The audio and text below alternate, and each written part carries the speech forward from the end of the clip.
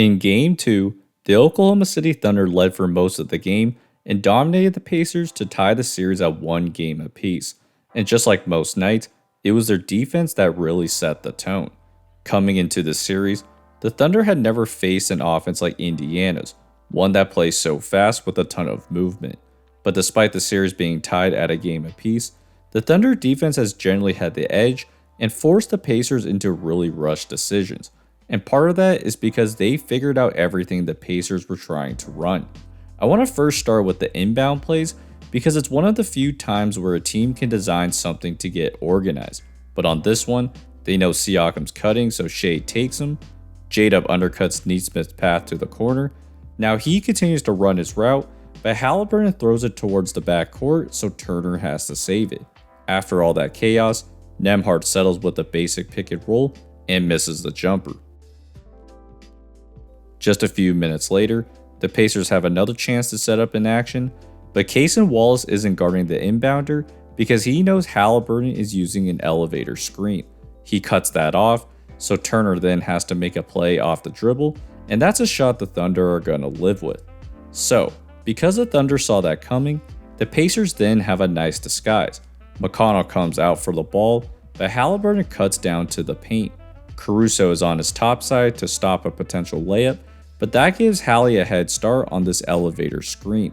Caruso just runs right through it though, and pressures Hallie up top, who steps on the backcourt line. Because the Thunder were just blowing up all of the Pacers' plays, they then resorted to just a simple pick and roll, and again, the Pacers couldn't get a good shot.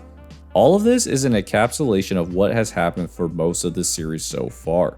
Besides the fourth quarter in Game 1, the Pacers haven't looked comfortable against the Thunder's horizontal speed. Not only is OKC sniffing out their actions, but Indiana's also struggled to gauge just how far and fast this defense can cover. In particular, Indiana committed 19 turnovers in that first half in Game 1 because they would try to create mismatches and then get the ball inside. But the Thunder's philosophy is to swarm on the pass, which is how they create these turnovers. One thing the Pacers could have done better was sealing their own matchups. For example, they set up a really nice cut for Neesmith, but instead of occupying the paint by sealing Shea off, he runs to a spot, and that allows the Thunder to come over and strip him.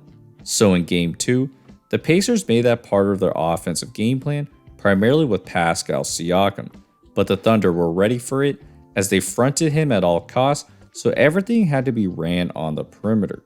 Next time down, Siakam does have Wiggins sealed, but the Pacers can't get it to him. He tries sealing on the other side then, and the ball swung to TJ McConnell, who then settles for a 3.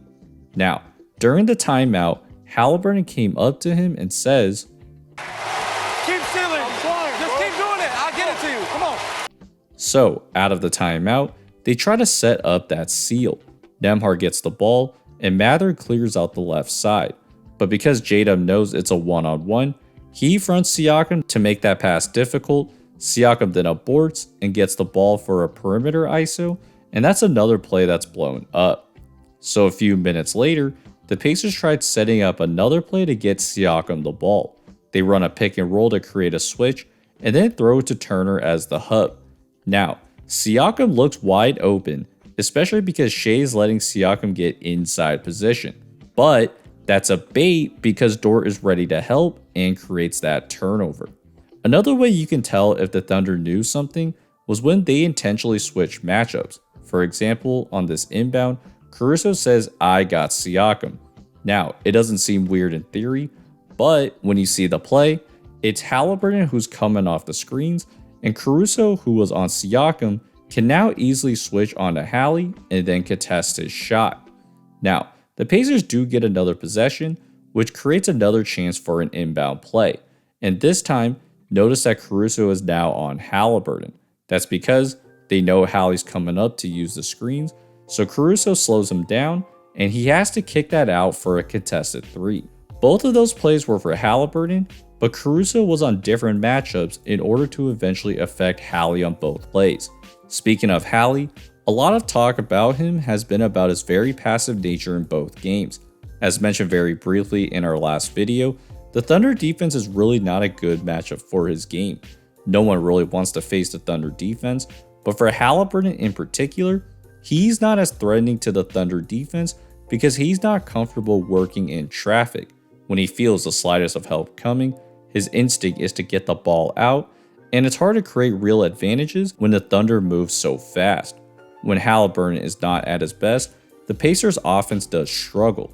And it's not that he necessarily needs to shoot the ball more, but he needs to take more command of the offense. As you've seen in this video, a lot of what the Pacers wanted to do was taken away, meaning it's up to Hallie, who's a really smart player, to make sure everyone's in the right spots and knows what to do. In Game 2, the Pacers' offense looked out of sorts and atypical of their identity. They were out of rhythm, either trying to play way too fast or way too slow.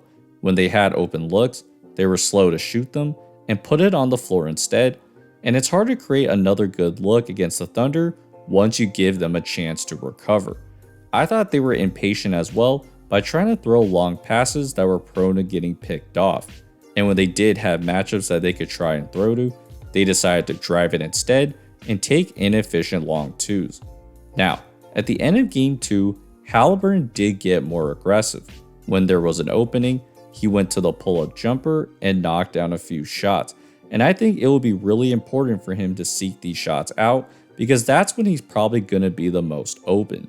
But for the first time this postseason, the Pacers offense may need to tweak their approach. The team that has run other teams out of the gym is now facing a squad that can really compete with their speed. The team that also loves to pass is now facing a squad that's always looking a ball hawk. So, for at least one game, there was no magical comeback as the Thunder defense clamped down for the entire game, and with the series shifting to Indiana, it's up to the Pacers to make the next move. So, if you enjoyed this video, please like and subscribe. If you like, you can also support me on these platforms. Appreciate all the love, and I'll see you guys next time. Peace.